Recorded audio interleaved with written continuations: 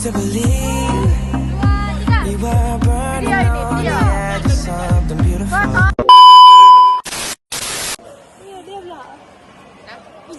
Halo teman-teman. Halo teman-teman. Kami dari kelompok sosiologi. Perkenalkan nama saya Kaila Danika. Perkenalkan nama saya Alvin Ginting. Perkenalkan nama saya Claudia Ulanta. Perkenalkan nama saya Priseta Ginting. Nama saya Ingatan Cipro Ginting. Dan saya Ega Prima. Terima kasih. Kami ingin mewawancarai teman-teman. Saksikan video kami. Bye-bye. Penutupnya. Oke. Baik Miss, perkenalkan saya Alvin Ginting dan teman saya Priseta Ginting. Di sini kami ingin mewawancarai Miss seputar tentang organisasi. Apakah Miss berkenan untuk diwawancarai? Langsung saja pertanyaan yang pertama Miss, apa yang Miss ketahui tentang globalisasi?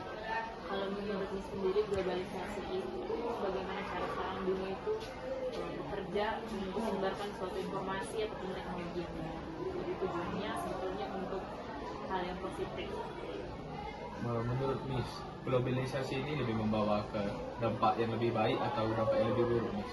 Sebetulnya 50-50 ya, untuk perkembangan teknologi maupun informasi itu tentunya pada awalnya diciptakan untuk membawa dampak positif bagi manusia. Tapi seiring berkembangnya teknologi, contohnya sekarang penipu juga semakin canggih dari komunikasi yang ada. Apalagi sekarang udah berkembang yang namanya AI. Jadi bentuk-bentuk penipuan juga semakin banyak, bentuk-bentuk kejahatan juga semakin banyak. Nah sekarang tergantung kita sebagai manusia mau berorientasi ke dampak positifnya kah atau ke dampak negatifnya. Karena pada dasarnya semua tujuan teknologi dan komunikasi berkembang itu untuk hal yang bawa dampak positif bagi kehidupan manusia. Jadi Miss, menurut Miss sejauh mana dampak dari globalisasi ini kepada kehidupan sehari-hari Miss? Kalau untuk saya sendiri, dampak dari globalisasi ini dampak positifnya ya. Yang pertama, saking sekarang cepatnya teknologi komunikasi dan informasi, sekarang kita dari media sosial kita udah bisa mengetahui apa yang terjadi di seluruh dunia. Kita bisa berkomunikasi dengan orang, sudah bisa melihat wajahnya, melihat yang sekeliling. Kalau dulu misal dari awal surat, terus masuk ke telepon dan SMS, sekarang udah bisa WhatsApp dan video call.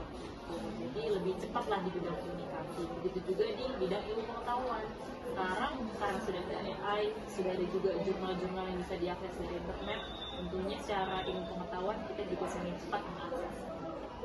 Seperti itu kalau dari saya. Jadi menurut Miss, dari globalisasi ini membawa dampak yang baik bagi kehidupan sehari-hari Miss, begitu kan Miss? Kalau itu 50-50 ya, ada sebagian besar mungkin baik, tapi satu sisi kita juga harus berhati-hati karena terkadang saya itu sering dapat telepon dari orang nggak dikenal lebih untuk scam penipuan. Contohnya misalnya dapat hadiah dari dance, atau misalnya ada beberapa oknum yang mengirimkan link yang bertujuan untuk menguras uang kita di M-Banking atau juga untuk mengambil data kita.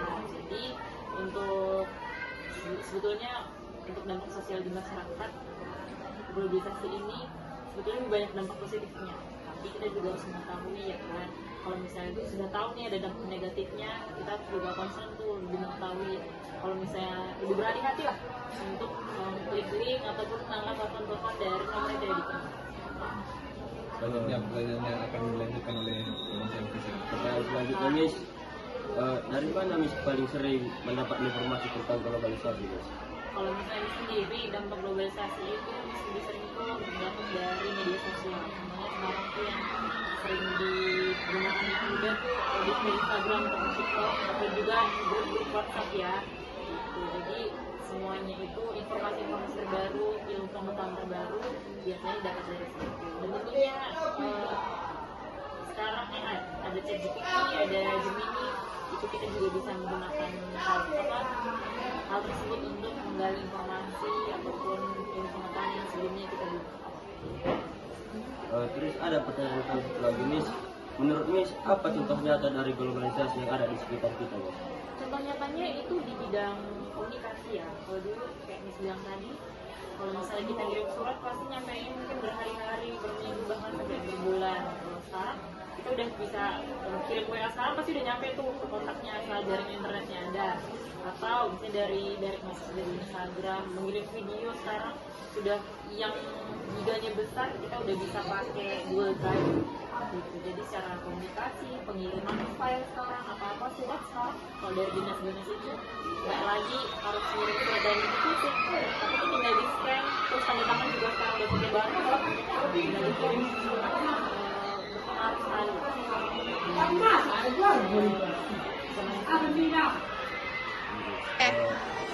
Pak, jadi kami ingin mewawancari Bapak itu mengenai globalisasi. Nah, apakah bisa Pak? Boleh. Jadi sebelumnya perkenalkan nama saya Ingat Ciburu Ginting dari kelas 2011 dan saya Claudia dari 2011. Jadi Pak, adapun pertanyaan yang ingin kami tanyakan ke Bapak itu adalah apakah Bapak merasa globalisasi meningkatkan peluang kerja di Indonesia? Ya, makin meningkat peluang kerjanya karena kita bisa mengasih informasi lapangan kerja di luar Indonesia sekalipun dengan banyak globalisasi. Baik, jadi pertanyaan saya tadi itu, apakah Bapak lebih tertarik kepada produk luar negeri dari yang diminati dibandingkan dengan produk Indonesia dalam globalisasi ini? Kalau Bapak pribadi selagi ada produk dalam negeri yang lebih hampir sama dan lebih berkualitas dengan produk luar negeri, Bapak selalu menikmati dan meminati produk dalam negeri.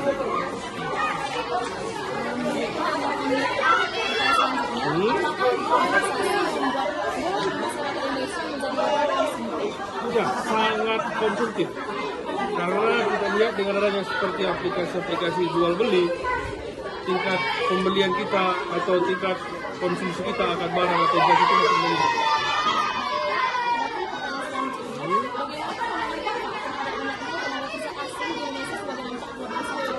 Kalau banyak tenaga kerja asing sebenarnya punya dampak negatif dan positif. Positifnya itu kita bisa menyerap inovasi yang dari mereka bawa ke kita. Tapi negatifnya itu kita kadang memang sudah kalah bersaing dengan mereka sehingga selalu kekurangan keahlian kita ditutupi oleh tenaga kerja asing.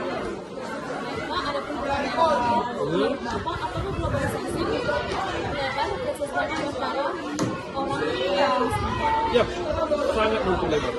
Karena memang dampak negatif globalisasi ini kan pasti meninggikan yang namanya kesenjangan antar sekarang dan sempit.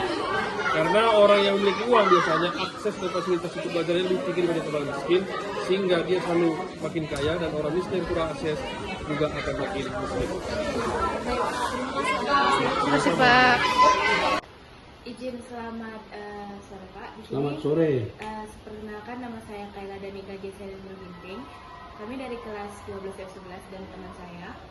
Saya Ega Prima Pak. Ya. Di sini kami izin mewawancarai Pak. Misalkan Pak. Boleh. Sini ada 5 pertanyaan Pak, yang itu akan dimulai dari saya.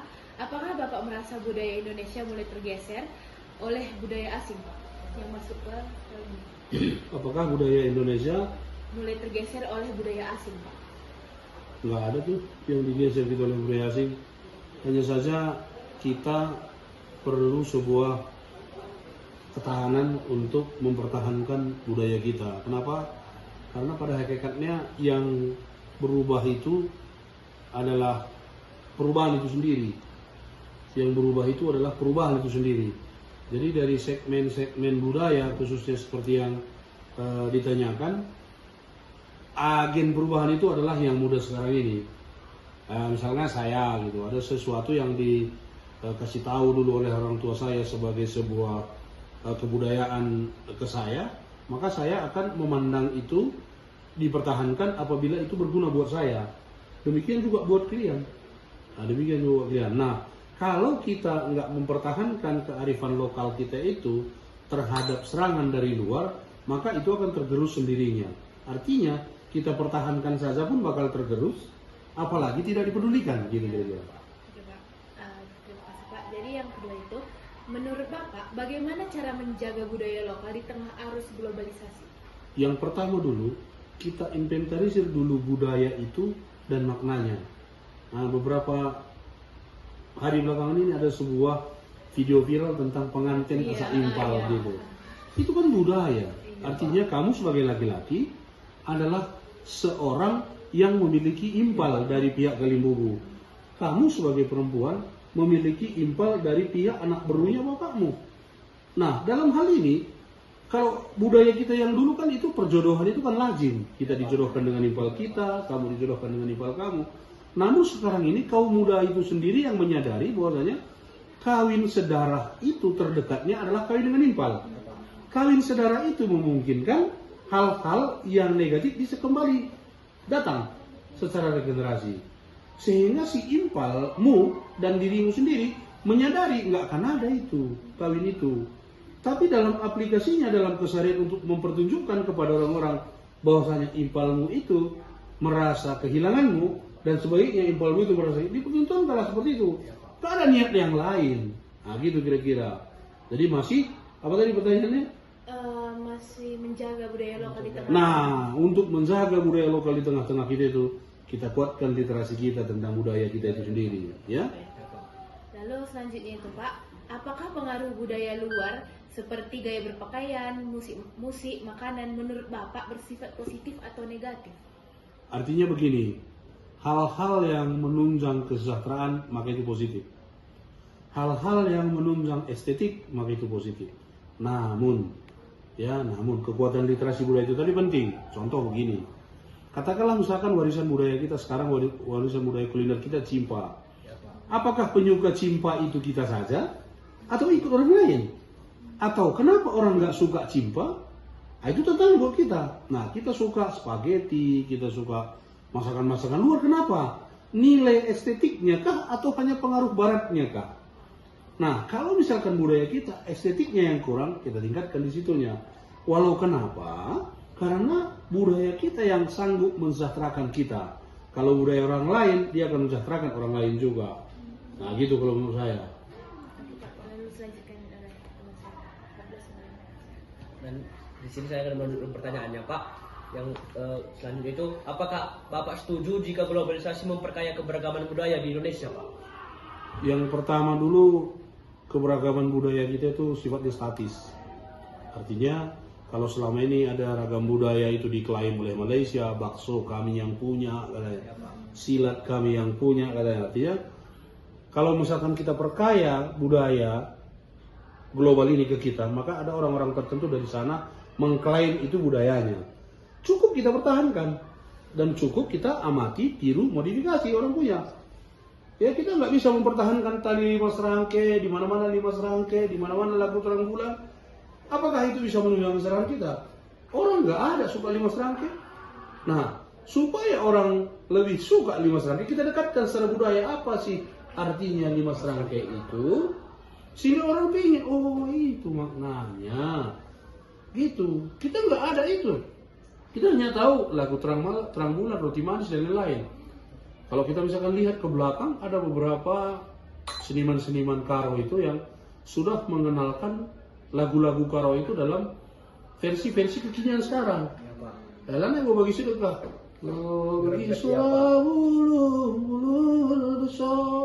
Ditampilkan lagi siapa itu penyanyi yang dari Bali itu, Bersur Bakti itu. Ada? Ada, gitulah. Dan pertanyaan terakhir, Pak, menurut Bapak, apakah anak muda saat ini lebih bangga terhadap budaya luar dibandingkan budaya Indonesia sendiri, Pak? Yang pasti dia akan membanggakan apa yang sesuai dengan hatinya. Ya, kalau kau sesuai dengan hatimu lagu barat, maka lagu baratlah yang kau kumandangkan. Kalau sesuai hatimu dengan lagu-lagu karo, maka lagu karo yang kau kumandangkan. Masalahnya sekarang, lagu barat, lagu karo, lagu apapun itu, ada sebuah ketertarikan. Masing-masing orang ketertarikannya berbeda berdasarkan genre musik, genre syair, dan lain-lain. Sekarang secara syair, kita tentunya bebas memilih syair lagu manapun. Namun secara genre musik, ya kita berasal dari suku karo, genre musiknya apa? Ya art musik kita seperti apa? Nah kalau kita mau mengedepankan art musik kita untuk menunjang kesejahteraan kita, ayo kita sesuaikan selera orang-orang. Jangan kita paksakan kehendak kita. Nah itu kira-kira. Nah lagi. Sudah Pak. Baik Pak, terima kasih atas waktunya. Jadi pertanyaan kami sudah habis Pak. Iya. Selamat sore Pak, perkenalkan nama saya Kail Danika Geserin Berginting. Dan saya Claudia Ulanta Berkenala dari kelas 12. Di sini kami izin ingin wawancarai Pak. Tidak apa-apa kan Pak? Iya. Di sini ada 5 pertanyaan, Pak. Yang pertama itu, apakah Bapak merasa kemajuan teknologi akibat globalisasi memudahkan hidup Bapak? Ya, tentu menurut saya kemajuan teknologi memudahkan hidup. Kalau dulu untuk menghubungi seorang butuh waktu yang lama, sekarang sudah gampang, lebih mudah. Lalu yang kedua itu, Pak, menurut Bapak, apakah media sosial membuat masyarakat Indonesia lebih terbuka terhadap dunia luar? Ya, tentu dengan media sosial membuat kita juga lebih terbuka terhadap dunia luar. Oke, Pak. Di sini akan dilanjutkan oleh rekan saya. Baik, Pak, ada pun pertanyaan selanjutnya. Apakah Bapak merasa tertekan untuk mengikuti tren global di internet, Pak? Tertekan tidak, cuman lebih bijak lagi lah ya, dalam memilih-milih konten yang ada tersedia di internet itu tadi, supaya tidak salah langkah. Karena contoh informasi hoax kan banyak dari internet, ataupun situs-situs ataupun game-game yang tidak benar itu banyak. Baik, Pak, pertanyaan selanjutnya, seberapa besar peran globalisasi dalam mempengaruhi cara Bapak berkomunikasi sehari-hari? Ya, sebenarnya paling terasa dampak buruknya ya, karena dari kemajuan teknologi ini, globalisasi ini, orang cenderung jadi individualis. Yang dulunya kita di meja makan itu ngobrol-ngobrol, sekarang kita di meja makan malah sibuk main HP jadinya. Jadi komunikasi kita jadi sangat berkurang seperti itu. Contoh lagi dulu, ini pun berpengaruh sama bapak dan anak bapak. Dulu kalau kita mau ngajar anak ngomong kan kita harus orang tua sendiri yang apa? Ini enggak, kita supaya mendiamkan anak kita kasih nonton YouTube.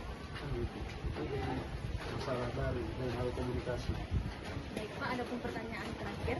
Menurut Bapak, apakah globalisasi membuat masyarakat Indonesia menjadi lebih modern atau justru kehilangan jati diri? Harapan saya seharusnya menjadi lebih modern, tapi kenyataan di lapangan yang saya lihat malah menurunkan jati diri kita. Karena kita Indonesia ini terkenal dengan orang timur yang sopan ramah. Dengan datangnya pengaruh globalisasi ini kita jadi aura-aura. Banyak udah yang melanggar norma dan lain sebagainya. Baik, Pak, di sini kami terima kasih atas kesediaan Bapak. Yang lama di sini. Kuy,